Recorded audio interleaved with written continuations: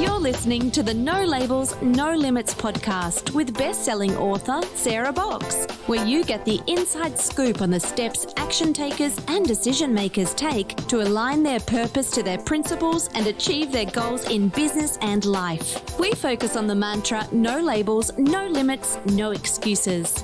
And now, without further ado, please welcome your commanding coach with plenty of chutzpah and heart, Sarah Box.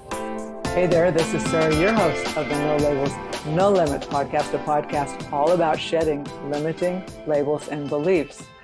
This week, we continue our conversations about Enneagrams. We're going to talk about a specific subpopulation a little bit more. And we are joined by our guest, Elizabeth Brennan, founder of Sound Mind Enneagram Coaching. Now, Elizabeth has a real passion and connection in her heart to moms of children, especially those who have developmental delays. Her own daughter has a speech delay that they've been working on for the past year, and at the same time discovering additional struggles with sensory integration. And think about that, moms, or moms-to-be, or moms, grandmoms.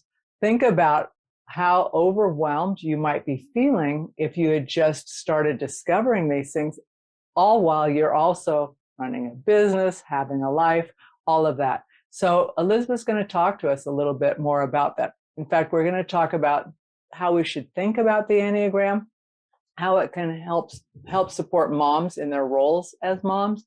And then what do moms do if they know their type and are using it to support themselves and their growth, but they don't know their spouse's type? What do we do in those situations? And then finally, on a more personal note, I'm going to ask Elizabeth to share what it's like to be her type, which is a social 6 with a 5 wing from a mom perspective. So now with that, let's welcome our guest today, Elizabeth Brennan. Hey, Elizabeth. Hey, Sarah. Thank you. Well, I'm glad to have you on the podcast. I'm very interested in your personal story about how you came to use the Enneagram, what it means to you, and how you've grown through your relationship with your daughter, who gives you special opportunities to grow yourself. But before we start that, I want to ask you the question I ask all my guests, and that is whether or not there's something that you do every day that helps you stay true to yourself and living on your own purpose and calling. Oh, my Bible study, 100%. And some days it's just looking up the verse of the day on BibleGateway.com, and other days it's a real detailed study. Right now I'm working through the fruits of the Spirit, and that's really helpful to me. And I even studying about patience this morning.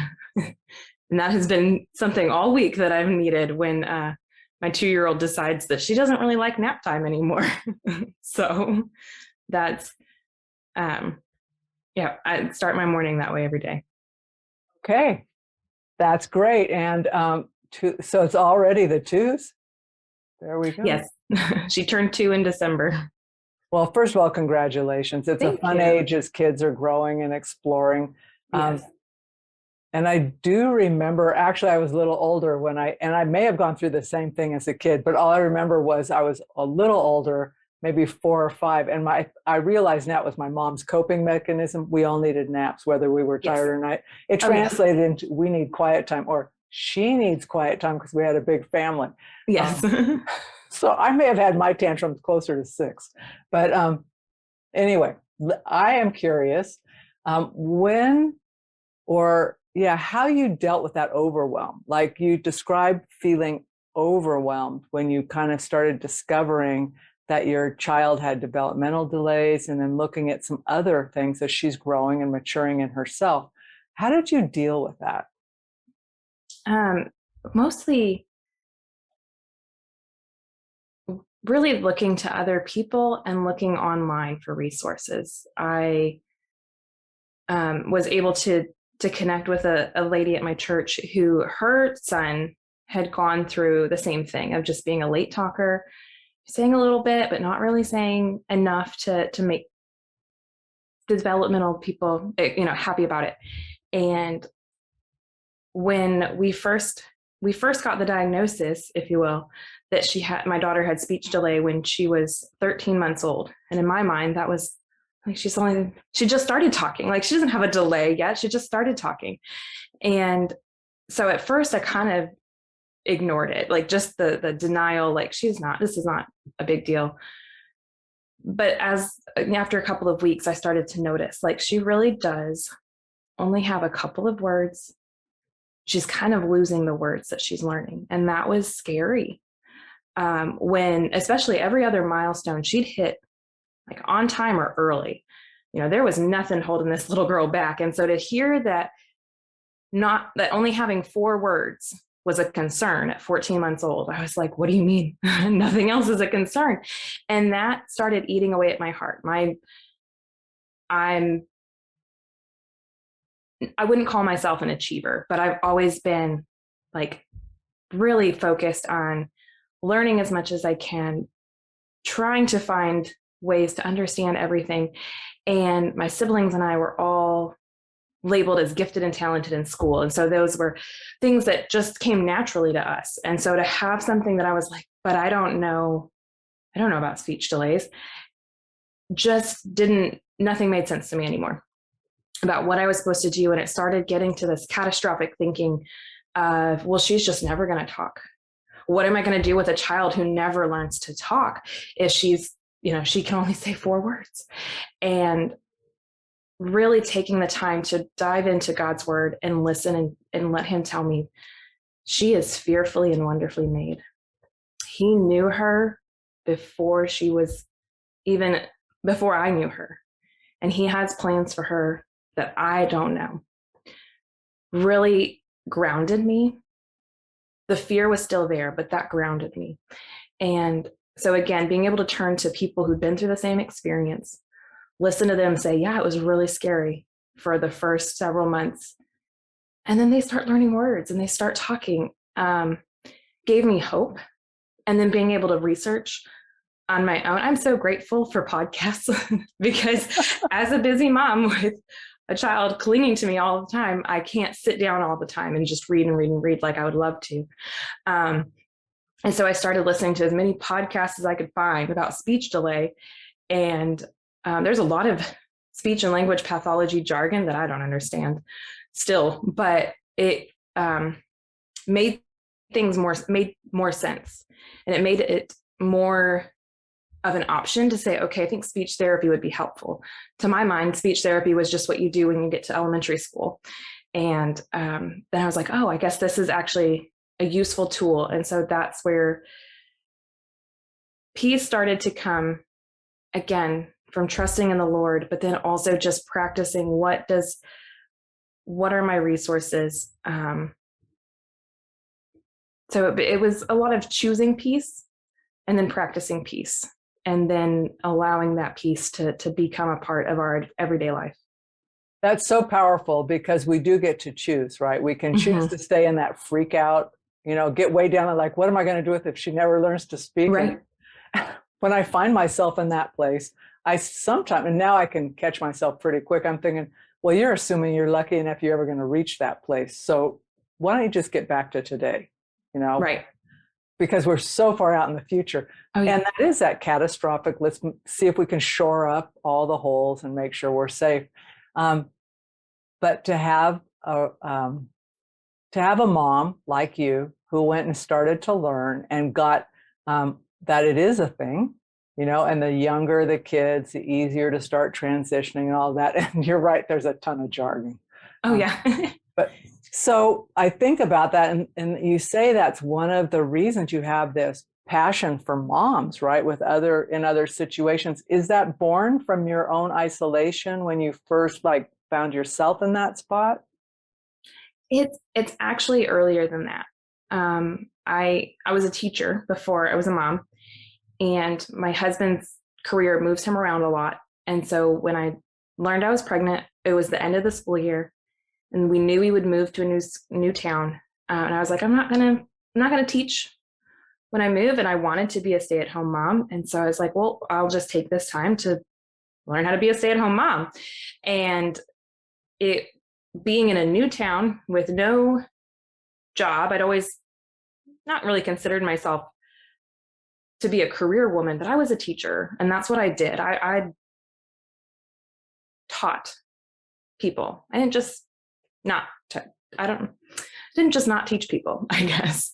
And so that was more than just even your paycheck. Is your orientation kind of like teaching people, period? Yes, like it. So it's your vocation, and it was also like it's your gift. Is that what you? Okay, I'm with you now. Okay, perfect. And so I enjoyed that time. I enjoyed it immensely. But then when my daughter Saoirse was born December of 2019. And so I got to be a mom for about 3 months before the world shut down from COVID. And then I was a mom, but now I was on an island. And we all were, everybody was, we didn't know, like, can I go visit my friend or not? And then of course we had to move again in May.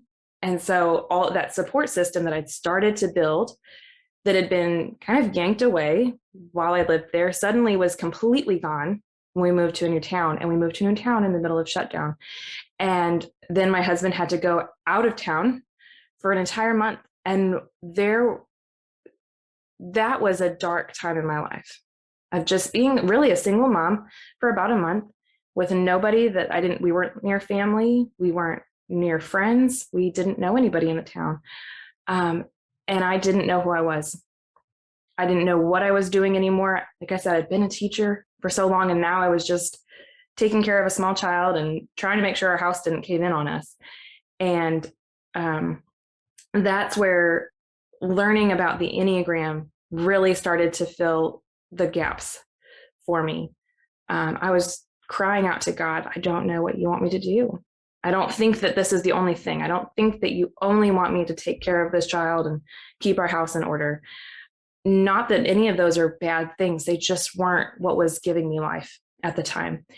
And when I learned about the Enneagram, it gave me a chance to see myself reflected in God's eyes and to see that He had created me to have, in many ways, the anxieties and the struggles that I have for a purpose, not just to overwhelm me, not just to make my head spin, but that all of these were things that I was experiencing so that I could share with others that no matter what, He is with us and He loves us.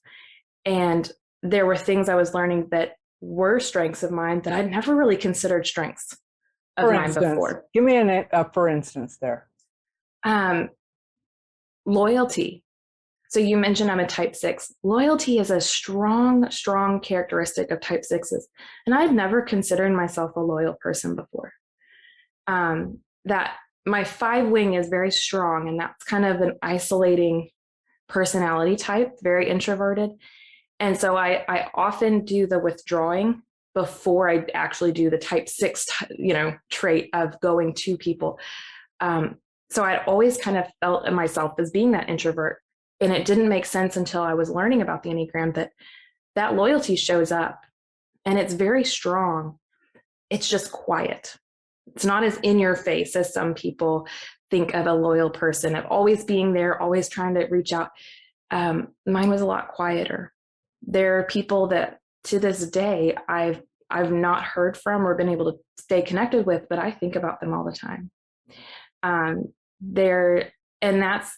that's one of the things that I've never considered about myself. It always kind of made me feel bad that I didn't go out and talk to them, especially if they were close by or something. But God showed me that's something that I can do, and I can pray for them and think about them. And as much as it's going to be helpful to me to tell them that I've done that, if I don't tell them that I've done that, I've still done it, and it's still supporting them in some way. So that's really, there were a lot of things that the Lord showed me through the Enneagram that I was like, I didn't know that about myself. And that to me is what I wanted to share with other people, is I wanted to share the good things that you don't know about yourself, and also those struggles, how they are really serving you in a way that you would never have thought of before. So when you're sharing and working with folks, Elizabeth, is there a particular type of individual or group that you spend the most time with? In most of in my daily activities, I'm mostly around mothers, because that's really just been so life-giving to me to be able to meet other mothers, especially now that we've been able to go back to church and start play groups and things like that again. But in my coaching, I've actually coached 2 6s, when I've only ever coached. Motherhood is making this take a long time, and I'm learning to appreciate that. I really am. So I've only ever coached a few people, but I've managed to coach 2 different type 6s. And it was so encouraging to me to be able to coach them, because they aren't mothers. Those 2 women are not mothers. But they saw life in a similar way that I did without it being the same. And so it was so encouraging to hear that, and work with them. So the Enneagram itself, you can either take it and keep it very surfacey, right? Like, oh, I took the Enneagram, I've got my numbers.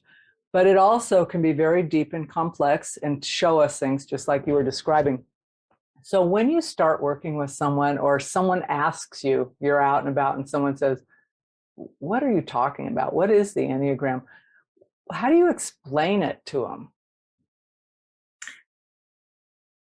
I always love this question, because every time somebody asks me, I'm like, you know what? I don't know.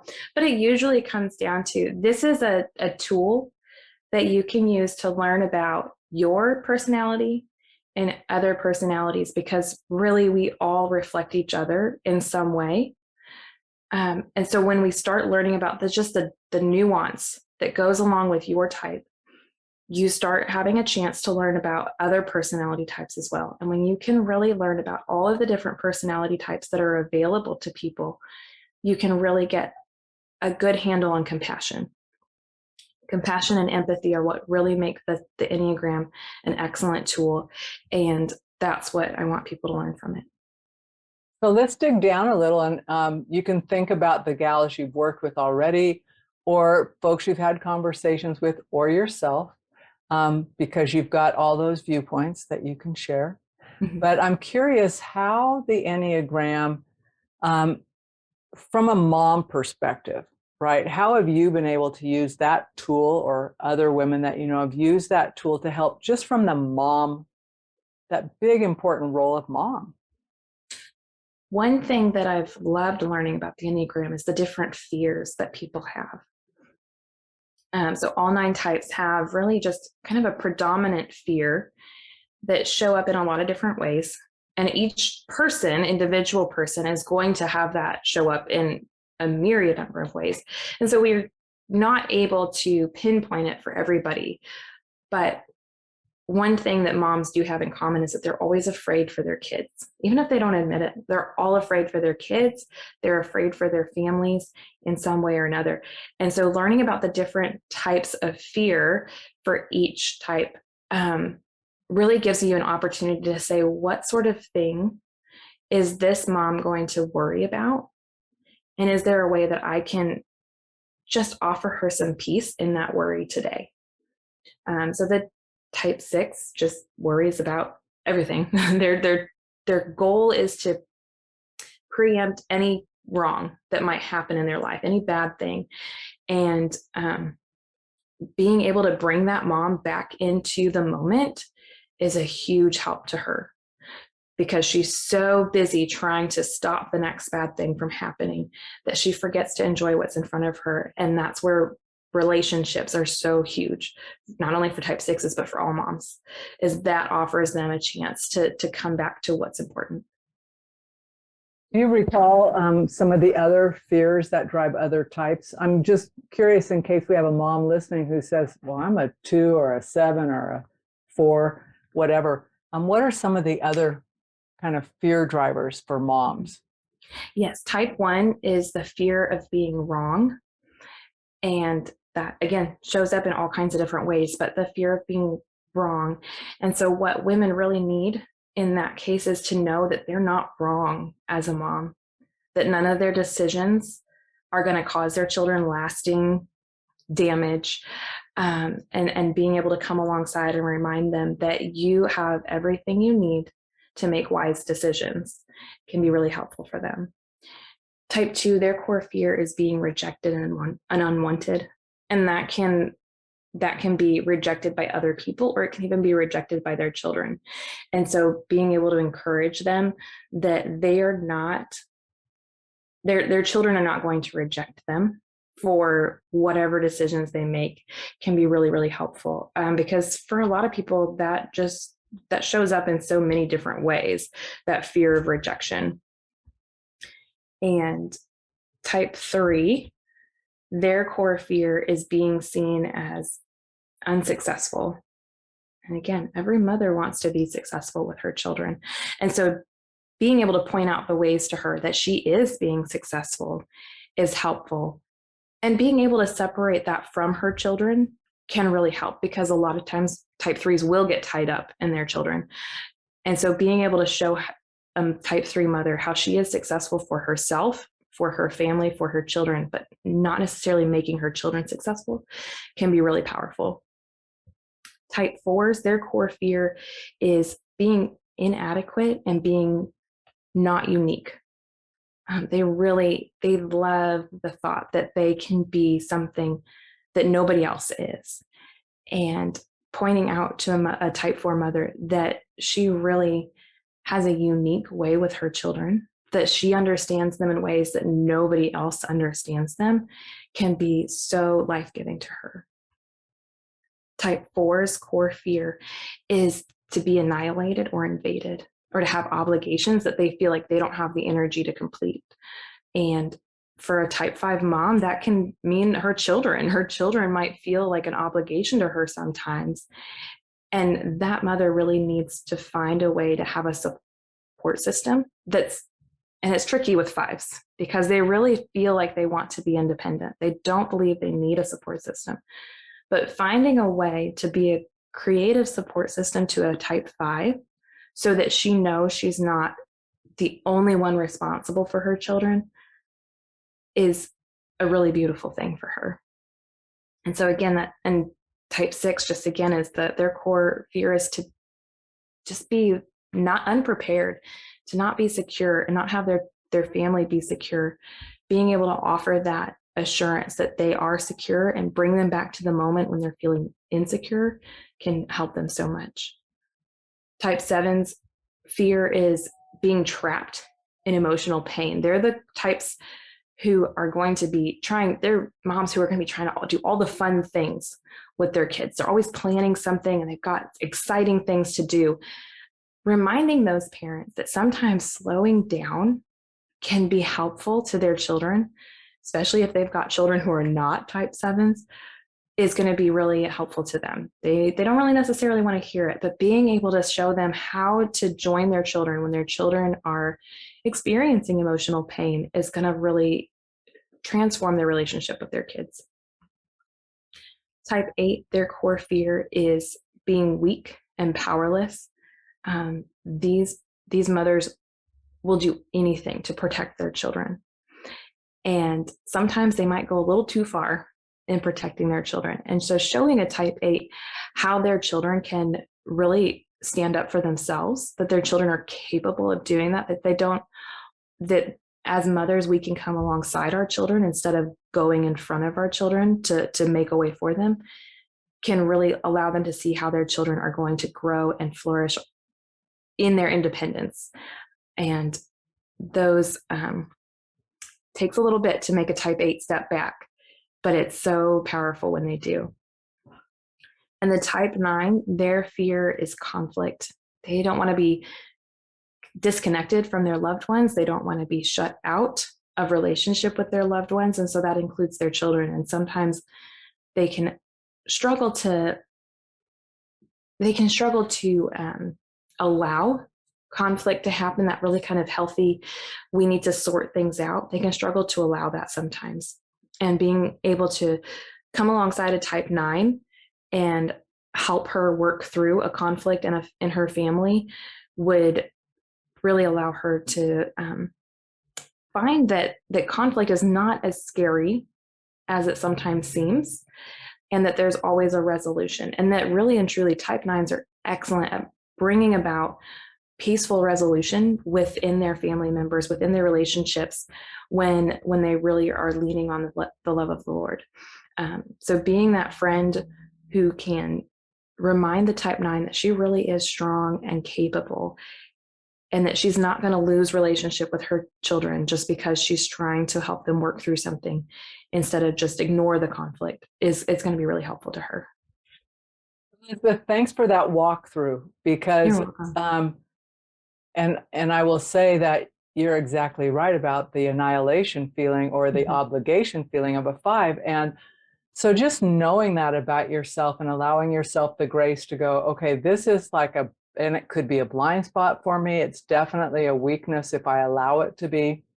But having that, and even just hearing you affirm that, and then really what would support it, is powerful. So I want to thank you for taking the time to do that. I also want to ask you, in that walk, when you think about it, I think about a wife, and depending on the type on the wheel, right, or a spouse, whether they're married or not, but a wife, mom. So they know their type, but they don't necessarily know their partner or their husband or their spouse's type. What do they do? What's to be done with that? That's where I love the complexity of the Enneagram, because again, you can't really learn about your own type until you've learned about everybody else's type. And you can't learn how your type is connected to other types without learning how all the types are connected to each other. And I know on actually the day that we're recording this is the day that your first podcast came out with the Enneagram type. And Michaela Elizabeth described how all of the wings and the paths that are in the Enneagram. And so those all work together. Everybody has wings, everybody has paths that connect them to each other. And so when you are able to learn about all of the types, then you're able to kind of pick things out that are going to help the people that I don't know their type, but I do know that this person, her core fear is blank. Again, one of those, it doesn't matter which one it is, but one of those things is, I know that my spouse, his core fear is this. And when you can learn about those, it allows you to just take a step back, reflect on what's really going on here in this situation, and try a different conversation. Yep. And we could go into a lot of other things with stances and triads that are also really helpful if you want to do that. But those are, when we start learning about just the different details in the Enneagram, we can use those as kind of an internal sounding board for what is going to really be a helpful conversation here. Yeah, and we don't want the Enneagram to just be some label that we wear that says, hi, I'm a 5. This is right. Because it doesn't matter, right? And then we just create a box that we're supposed to all stay in, which, like you said, it's nuanced and it's complex. We're not just one thing. But you're right. The more you know about the other types and the things, their fears, what their strengths are. And I always think one of the things that's helped me is to go, okay, what behavior am I looking at? Because you and I may have the same behavior, but what's driving that behavior is going to be different for me than it is for you, right? We're protecting, if we're in a protecting place, we're doing it for different motivational reasons, right? So I find the more I learn, like you were talking about, like learn about the other types, I just seem to care less about having to explain myself, but also to really be curious about, okay, what's happening for that person at this moment? And could I do something to maybe, like, especially if we're in conflict, not my favorite thing to do, but I'll do it. And I try to do it without leaning on my 8 power, right? Just want to be here. But to think about, like, how could I do this in a way that doesn't freak that person out? Because now I know more about them, and if they're a 9, they are not wanting to hit this conflict head on like that. So I think your advice to us to like learn the different types and know more about that is it's a great beginning place. Mm-hmm. Tell me what it's like for you to be a 6-wing 5, because I'm a 5-wing 6. Those are Mm-hmm. different, but I'm curious, like okay, let's say this. If we were going to, both of us were given a free trip and we're going to go somewhere we've not been before, and you get to take your family, so it's not, you don't have to figure all of the other things you might be thinking about as going as a single person. But how would you approach that trip? It'll be somewhere you've never been before, and potentially or most likely a place where English is not the dominant language. Oh my goodness. I'm already overwhelmed. I would do a lot of thinking and a lot of wondering and a lot of worrying. And finally, I would get a little bit tired of that and I'd start Googling. In fact, actually, this is exactly what I did a few years ago. Before our daughter was born, we thought we were going to have the chance to move to Egypt. And that's exactly what I did. I did a lot of late night, up in the middle of the night, wondering, worrying, what on earth is it going to be like there? And finally, I started Googling and found travel blogs of people who'd lived in Egypt. And so that gave me a lot of peace. It also gave me a lot more questions and a lot more things to do. And so then that's when I start making lists. What do we need to pack? What do we need to do? Do we need passports? What are our deadlines for passports? Because I will push the deadline all the way. All the way. Even to the point where, oops, I think I need to expedite the passport because I forgot. Pay the extra fee. Exactly. So, and that's where it gets a little crazy for me. It's like, I'll make the lists and I'll make the things, but that 5-wing kind of pulls in of 5s are not doers. They are thinkers and they are not doers. And so they often forget they'll think so much they forget to do. And that's where that 5-wing comes in for me, is I will think so much that I forget to do, and I will have planned what I need to do, and then I don't execute it either on time or completely or something. And so we would definitely get on our trip, and we would have the sunblock, we would have the bathing suits, we would have possibly the cold weather wear just in case, but we would definitely forget the one obscure item that's actually what we needed to make our way through this foreign country that we didn't know about. My husband is very spontaneous though, so I'm learning that oftentimes you can buy one of those later.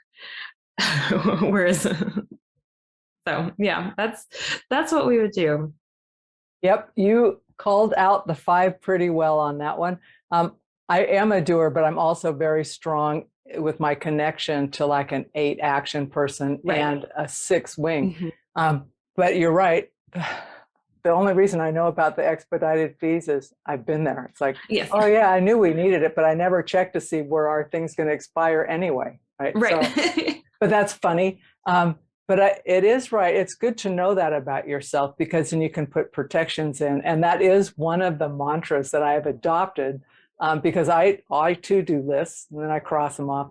I don't care about them that much. I just don't want to have to like waste time once I'm somewhere else to like fill it in.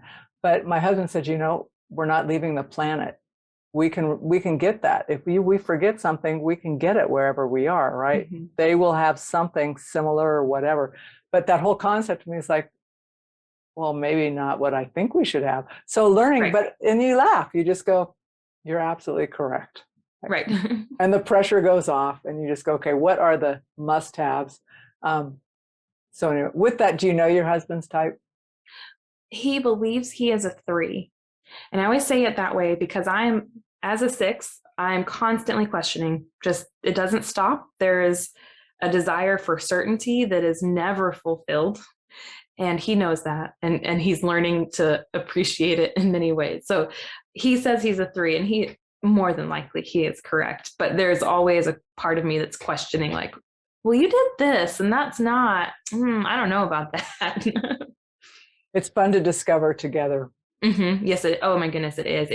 It's been a journey for him, because it was not his idea to learn his type. It was my idea. And he started off thinking he was a 7, and then he decided he was a 9. And now we're finally pretty confident in 3. And so that's really what allowed me to see, like, okay, it doesn't really matter what type he is, as long as I know how to ask the questions with grace and compassion when something comes up that it would be helpful if I knew his type, but it's okay that I don't. Helpful, but not necessary, right? Because you know you. And if you know you, we can figure out you can interact in a way that's in your highest and best self. So what's the best way for people to connect with you, Elizabeth?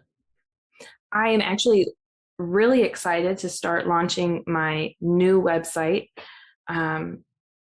This coming weekend is when I'm going to finally sit down and click the publish button on it. So my website is soundmindcoach.com. And I'm also on Facebook at Sound Mind Enneagram. And then people can read, if they want to contact me directly, they can email me at elizabeth@soundmindcoach.com. Excellent. And then for folks who reach out to you, is there a resource or an offering or something that you want them to know about? Like, hey, if you reach out to me, this is available to you? Yes. So when you work with me, I coach people in the Enneagram, and I offer them typing sessions and then also coaching sessions. And so you can buy a typing session with me, and that you and I will sit down together or online and just talk about what your motivations are, what are your life experiences and your goals and desires, to come down to the conclusion of what is your Enneagram type. And then we might spend 2 sessions on it. If that's what you need, we might only need 1. It depends on who you are and how well you know yourself. And so for anyone listening right now, I'm offering half off the typing session. And then I'm also offering half off a 6-session coaching bundle, which would include a typing session. And then we do 5 coaching sessions that walk you through the Enneagram, helping you to learn, like we said, about all of the different parts of the Enneagram, learning about yourself, learning about other types as we go along, so that you can really understand what motivates me, how can I use that in my life and in my relationships, and then how can I understand others better with more compassion and empathy. That is a super generous offer. So listeners, if you are ready to, you want to find your type, or maybe you think you know it and you want to have time with Elizabeth to help her pull it apart for you more and really feel more confident in where you are, please reach out to her. That's one of the things she loves doing. And then if you go on and do the 6-session bundle, you'll even get deeper work with her. So Elizabeth, I want to thank you for being a guest on the No Labels, No Limits podcast show. I also love knowing other Enneagram coaches because I learn from every conversation I have. And now I know someone who has a heart for working with moms, especially. Yes. Well, it was a pleasure talking to you. Thank you so much. All right. Talk to you listeners next week with a new guest. And in the meantime, Elizabeth, go forth and keep being you. Thank you.